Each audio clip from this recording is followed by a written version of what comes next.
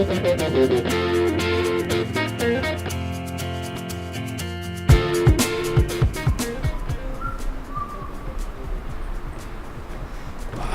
purée, plus de batterie là. Pas d'inquiétude, petit scarabée. L'énergie est partout. Il suffit de la capter. Waouh! Incroyable. Merci. C'est vrai, l'énergie est partout autour de nous, et pas besoin de pouvoir magique pour pouvoir en profiter. Dans le monde entier, on cherche une solution sûre, durable et non polluante pour pouvoir produire et stocker l'énergie. Ainsi, le Danemark s'est fixé comme objectif ambitieux de passer aux 100% énergie renouvelable à l'horizon 2050. Et c'est aussi le cas pour l'île de la Réunion. Car ici aussi, toutes les attentions sont portées sur la recherche de solutions viables pour la production locale, le stockage et l'économie d'énergie.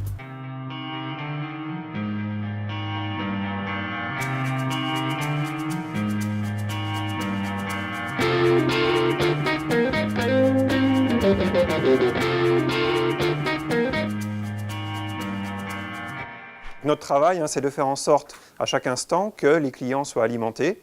Et donc, on doit équilibrer en permanence la production et la consommation. Qu'est-ce qui va se passer demain?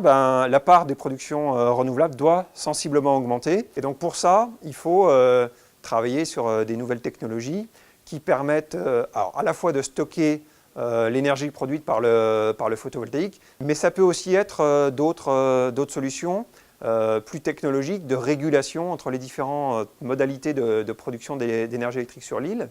Alors oui, c'est possible d'être 100% renouvelable sur le territoire dans une vingtaine d'années. Pour ça, il faut avoir un mix varié. C'est-à-dire que ça sera très compliqué d'avoir 100% d'énergie renouvelable avec une seule filière. Par contre, en le construisant avec différentes filières, par exemple l'hydraulique, par exemple le photovoltaïque, par exemple la biomasse ou la bagasse, oui, là c'est tout à fait possible. Donc la programmation pluriannuelle de l'énergie, d'ailleurs, trace un chemin qui vise à remplacer petit à petit le charbon par une filière biomasse locale. Donc c'est possible, il faut y aller de manière concertée à la fois sur les filières et à la fois sur les technologies. En attendant la production d'énergie 100% verte, il existe d'autres solutions pour mieux gérer et économiser nos précieuses ressources. Ce sont les smart grids. 2500 km² de surface avec des reliefs vertigineux, un climat tropical, La Réunion est une île aux multiples défis pour t'émerger. Elle a été créée en 2007, l'association, et elle a pour objectif d'être un outil de la gouvernance énergie qui a vocation d'écrire la feuille de route de la Réunion 2030, 100% énergie renouvelable. Donc on s'est inscrit dans ce schéma-là et aussi dans le schéma régional de développement, d'innovation et d'internationalisation.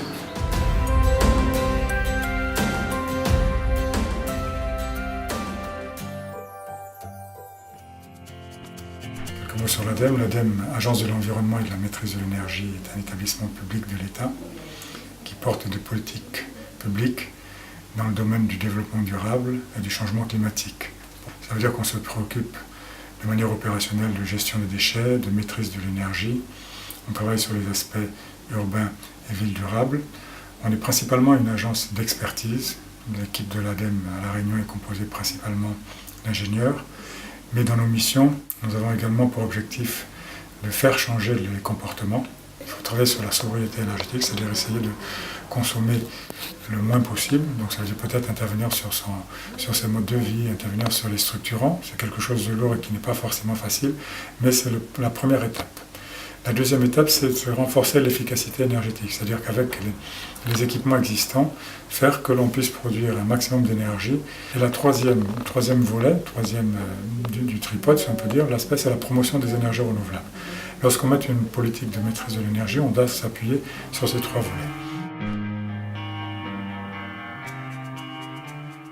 Et c'est également valable pour la gestion de l'eau. À ce jour, sur le territoire métropolitain, 2 millions d'objets connectés par Veolia. Il était temps que nous venions à La Réunion et que nous implantions cette nouvelle technologie pour les uns et pour les autres, mais surtout pour vous. Ce système permettra aux uns et aux autres de ne plus se déplacer, de maîtriser la consommation, votre consommation surtout, Vous n'aurez plus à aller relever le compteur lorsque vous êtes absent. Vous pourrez partir en voyage tranquillement, sans problème, et d'avoir à tout instant et à tout moment la possibilité d'aller vérifier sur un portail vos consommations et surtout d'apporter un plus dans les ressources et la protection de l'environnement. Et ça, c'est un point qui est très majeur pour vous. La mission de la cellule de veille hydrologique est d'opérer un suivi en continu sur les différents cours d'eau de la Réunion, de manière à pouvoir anticiper les risques de crue.